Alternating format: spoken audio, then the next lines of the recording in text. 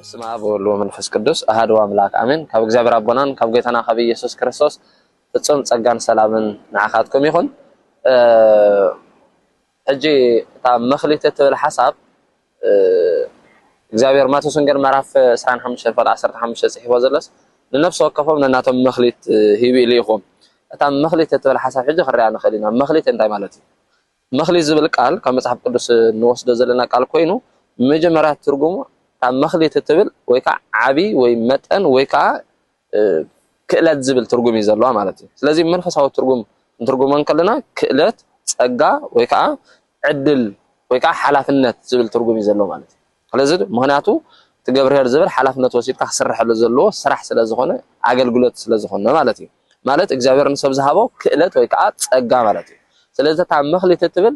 እንጠርነፋን ከለና ክእለት ወይ ከዓ ጸጋ እዩ ዝብል ሓሳብ ትርጉም ይዘለዋ ማለት እዩ ምክንያቱ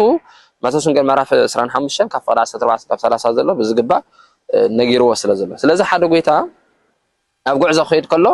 ገንዘቡን አገልግሎቱ ይህቦም እሞ እቶም አገልግሎት ድማ ንሓደ 5 መኽሊት ይዝህቦ ነቲ ሓደ ከዓ 2 መኽሊት ይህቦ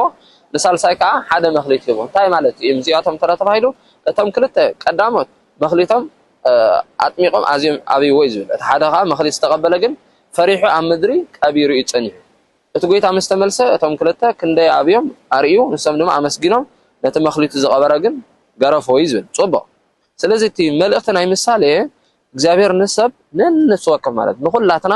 ነናትና ወይ ከዓ ከከም ዓቕሙ ጸጋ ከምዘን ቅዱስ ጳውሎስ ነቶም ኣብ ቆሮንቶስ ዝነበሩ ምዕራፍ 12 ብዝግባ ገሊጽሎም ስለ ዘሎ ማለት ወይ ከዓ ኤፌሶን ገሊጽዎ ከም ዘሎ ማለት ስለዚህ እቲ ጸጋ ክንጥቀመሉ ኣለና ከመይ ጌርና እንጥቀመሉ ተደብ እንተዘይ ተጠቂምናሉ ይጠፍእን ይወሰድን ስለ ዝኾነ ምክንያቱ ኣብ ቀዳማይ ተሰሎንቄ ምዕራፍ 5:19 ተጽሐ መንፈስኩም አይተጥፍኢልዎም ዘሎ ወይ ከዓ ኤፌሶን ምዕራፍ 4:29 ነቲ ብመዓልቲ መድሓን ሰሓቶም ክብሉ መንፈስ ቅዱስ አይተጥፍኢልዎም ስለ ዘሎ ወይ ከዓ አይተጉሂልዎም ስለ ዘሎ ስለዚህ በቲ ንሕና እንገብሮ አገልግሎት ወይ በቲ ንሕና እንኸዶ ኪደት እቲ ተዋይብና ዘሎ መድሓና ተገበር ይኽእል ይኽጉህ ወይ ከዓ ተፈእ ስለ ዝኽእል ስለዚህ መኽሊት ሎም ኣብ ህይወትና እንታይ ይመስል እንታይ ዝመስል ተባሂሉ ወይ 5 ኣብ ህይወት ዘኑ ማለት እንታይ ተባሂሉ መጀመርታ ክርዮም ከለና እንታይ ተባሂሉ ሓደ ክእለት መምሃር እዩ ክእለት መምሃር ማለት ቴክኖሎጂ ስደም ዝበሃል ነገር ማለት እቲ ክእለት መምሃር ንብሎ እንታይ ተባሂሉ ሓደ ሰብ ጽቡቕ መምሃር እንተኽኢሉ እቲ ስፈልጦ ንኻልኦት ክምህር ይኽእል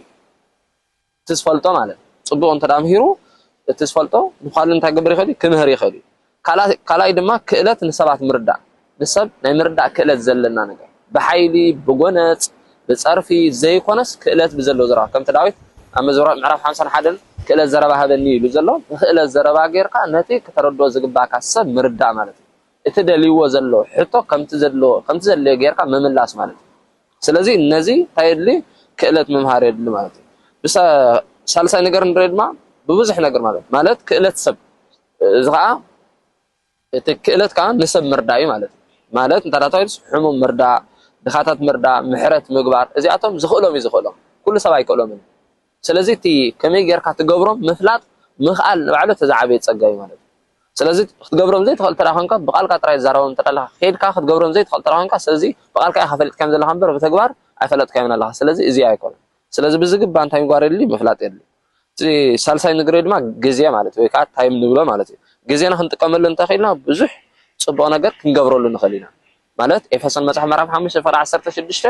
ግዚኡ ኣዝዩ ክፉእ እሞ ተጠንቀቁ ነተስተዋሃበኩም ጊዜ ኣብ ረብሓና ዋዓልኩም ከመዓሽ ዘይኮነስ ከም ለባማት ንበሩ እዩ ዝብል ስለዚህ ጊዜና ብዝግባ ተጠቂምና ዘለናዮ ጊዜ ብዝግባ ፈሊጥና ንመሚና ነተስተዋሃበና ጊዜ ኣብ ረብሓ ክነውዕለሉ እንታይ ኢና ክንገብር ዘለና ፈሊጥና ብጥንቃቐ ክንነብር ከም ዘለና ስለዚህ ተተዋሂብና ዘሎ ብጥንቃቐ ምእንቲ ክንነብረሉ ምክንያቱ ቅዱስ ጳውሎስ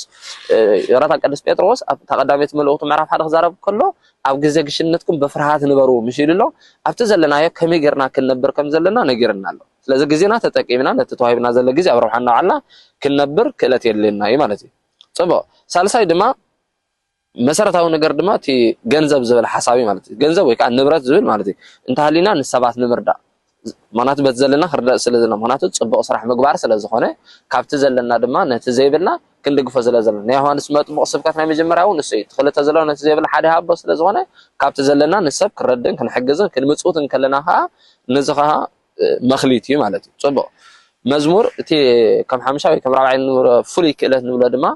ናይ መኽሊት ወይ ከዓ ፀጋ ንብሎ ድማ ምዝማር ክኸውን ይኽእል እዩ ናይ ስእሊ መልክዕ ክኸውን ይኽእል መምሃር ክኸውን ይኽእል መሪሕነት ክኸውን ይኽእል ስለዚ ናይ ምዝማር ክእለት እንተዳሊካ ክትዝምር እምበር ስቕ ይብል ክትብል ይብልካል ማለት ስለዚ መሰረታዊ ነገር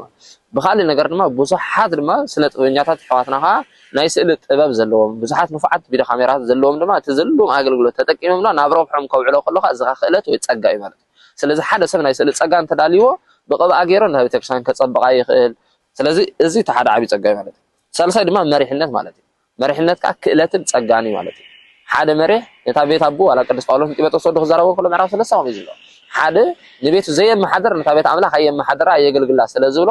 ሓደ መሓዳሪ ነታ ቤቱ ቀዲሙ ከመሓደር ኣለዎ ክኢሉ እንድሕር ዘመሓደር ኮይኑ ሽዑ ንኣገልግሎት ይምረፅ እሞ ኣብ ኣገልግሎት ድማ ከምታ ንቤቱ ገይሩ ዘመሓደራ ነታ ቤት ኣምላኽ ድማ የመሓደራ ማለት ስለዚ ኣብ ምሕደራ ክእለት ምሕደራ ዘይብልካ እንተዳ ኮንካ ንኣገልግሎት ብቕዓይ ኮንካን ክእለት እውን የብልካን ትፀጋኸውን ትጥቀመሉ የለኻን ማለት እዩ ስለዚ መሰረታዊ ነገር በዚ ኣቢልና ክሪኣ ደስ ይብለኒ እታ መኽሊት እዚ ስለዝኾነ ትፍረና ትፀጋና ክንጥቀመሉ ኣለና ክብል ይደሊ በዚ መልክዕ ኣቢልና እንተሪእና ብዙሕ ነገር ክትሕግዘና ትኽእል እያ ዝብል ሓሳብ ኣለኒ ይቀኒለይ ንዝተዋሃበና ግዜ ብጣዕሚ ነመስግን እግዚኣብሔር የኽብረልና ስብሐት ለእግዚአብሔር ወለወላዲቱ ድንግል ወለመስቀሉ ክቡር አሜን